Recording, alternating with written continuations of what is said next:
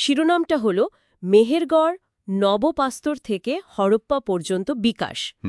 আজকের লক্ষ্য হল এর গভীরে গিয়ে মেহেরগড়ের আসল তাৎপর্য মানে মূল বিষয়গুলো একটু বোঝার চেষ্টা করা।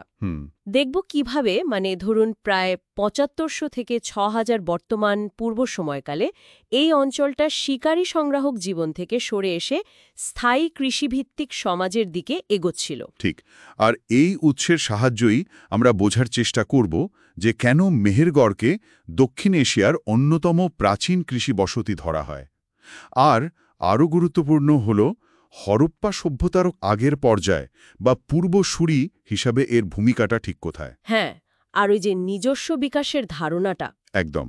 ভারতীয় উপমহাদেশে যে সংস্কৃতির বিকাশটা স্বাধীনভাবে হতে পারে সেই ধারণাটা কতটা জোরালো হয় এখান থেকে। চলুন তাহলে শুরু করি এর আবিষ্কারের গল্পটা দিয়ে। ফরাসি প্রত্নতাত্ত্বিক দল নামটা ছিল জা ফ্রান্সোয়া জারিগ, তাই না? হ্যাঁ, জারিগ ১৯৭৪ সাল নাগাদ।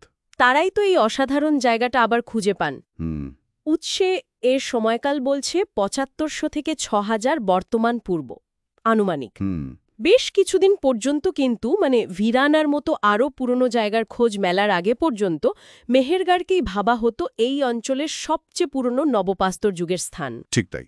আর সিন্ধু বা হরপ্পা সভ্যতার সরাসরি পূর্বপুরুষও মনে করা হতো।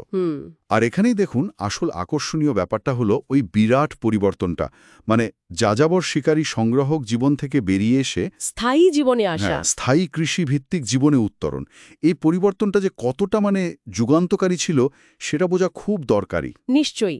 খাদ্যের জন্য আর ঘুরে বেড়াতে হচ্ছে না। ঠিক, একই জায়গায় থাকছে, নিজেদের খাবার নিজেরাই তৈরি করছে, ধরুন বার্লি, গম এইসব চাষ করছে, ভেড়া, ছাগল, গরু পুষছে। ও শুধু জীবনধারণ পাল্টে দেওয়া নয়, একদমই না।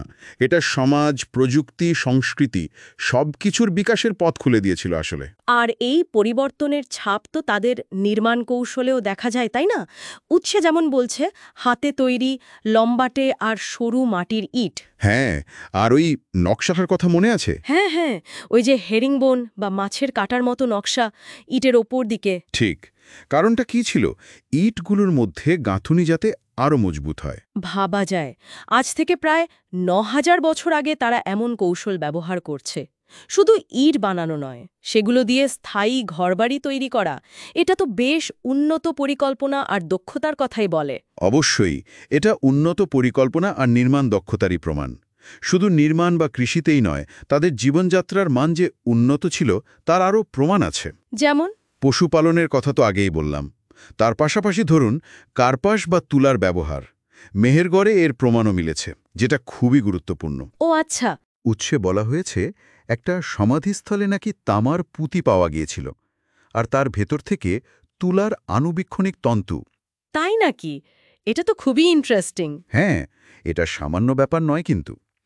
একদিকে এটা যেমন খুব প্রাথমিক পর্যায়ের বস্ত্রশিল্পের প্রমাণ দেয়, তেমনি আবার অন্ত্যেষ্টিক্রিয়ার রীতিতে অলঙ্কার বা সজ্জার ব্যবহার, আর একই সাথে ধাতু ও তন্তুর মতো সূক্ষ্ম জিনিস নিয়ে কাজ করার মতো কারিগরি দক্ষতা, সেটারও পরিচয় দেয়। আর সবচেয়ে আশ্চর্য লাগে যে এত গুরুত্বপূর্ণ একটা জায়গা, মানব সভ্যতার এত পুরনো ইতিহাসের সাক্ষী, সেটা কিনা এতদিন বহু শতাব্দী ধরে লোকচক্ষুর আড়ালে ছিল। হ্যাঁ, কেউ জানতই না।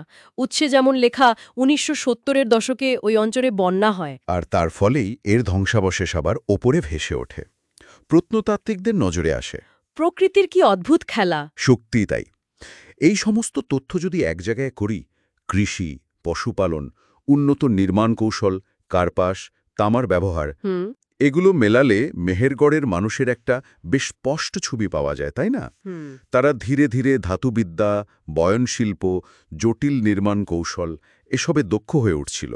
আর এর বৃহত্তর তাৎপর্য? বৃহত্তর প্রেক্ষাপটে এর তাৎপর্য বিশাল। মেহেরগড়ে বসতির যে একটা ধারাবাহিক বিকাশ আমরা দেখি, সেটাই কিন্তু পরে হরপ্পা বা সিন্ধু সভ্যতার মতো একটা বিশাল নগর সভ্যতার ভিত্তি তৈরি করেছিল। কিন্তু আমার মতে সবচেয়ে গুরুত্বপূর্ণ যে প্রশ্ন বা ধারণাটা এই উৎস তুলে ধরে, সেটা হলো এই উপমহাদেশে কৃষি আর স্থায়ী বসতি স্থাপনের যে সংস্কৃতি, সেটা কি বাইরের কোনো প্রভাব ছাড়াই, বিশেষ করে মেসোপটেমিয়ার প্রভাব ছাড়াই স্বাধীনভাবে এখানে গড়ে উঠেছিল? আচ্ছা। মেহেরগড়ের এই সব প্রমাণ কিন্তু বেশ জোরের সাথেই এই স্বাধীন বিকাশের তত্ত্বটাকেই সমর্থন করে। তাহলে এই উৎসের মূল বিষয়গুলো যদি আমরা আরেকবার ছোট করে বলি। মেহেরগড় ছিল একেবারে প্রথম দিকের একটা কৃষি আর পশুপালন কেন্দ্র। ঠিক। এখানকার মানুষজন উন্নত নির্মাণ কৌশল জানত, কার্পাসের মতো জিনিসের ব্যবহার শিখেছিল একদম। আর এই সব কিছুই পরবর্তী হরপ্পা সভ্যতার ভিত গড়ে তুলেছিল। নিঃসন্দেহে। এবং অবশ্যই এই ধারণাটা মনে রাখা দরকার যে এই উপমহাদেশে মানব সংস্কৃতির বিবর্তনটা সম্ভবত বাইরের কোনো মডেল দেখে নয়, বরং নিজস্ব পথেই ঘটেছিল।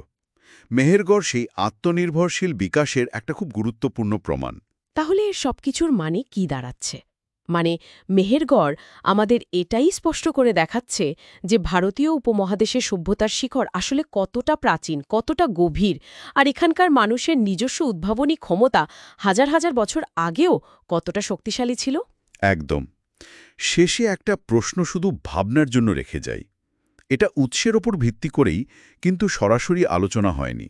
বলুন। যদি মেহেরগড় এরকম একটা স্বাধীন বিকাশের ছবি তুলে ধরে, তাহলে এই অঞ্চলের অন্যান্য যে সমসাময়িক প্রত্নস্থলগুলো আছে, হয়তো এখনও সেভাবে খোঁড়া হয়নি বা খুঁজেই পাওয়া যায়নি, সেখানে আরও গভীর অনুসন্ধান চালালে যাযাবর জীবন থেকে স্থায়ী সভ্যতায় উত্তরণের যে আরও কত রকম পথ বা ধাপ ছিল, সে সম্পর্কে কি আরও নতুন, আরও বৈচিত্র্যময় তথ্য উঠে আসতে পারে? মানে সভ্যতার পথে হাঁটার হয়তো একটাই গল্প নয়, ছিল অনেক গল্প। কি মনে হয়?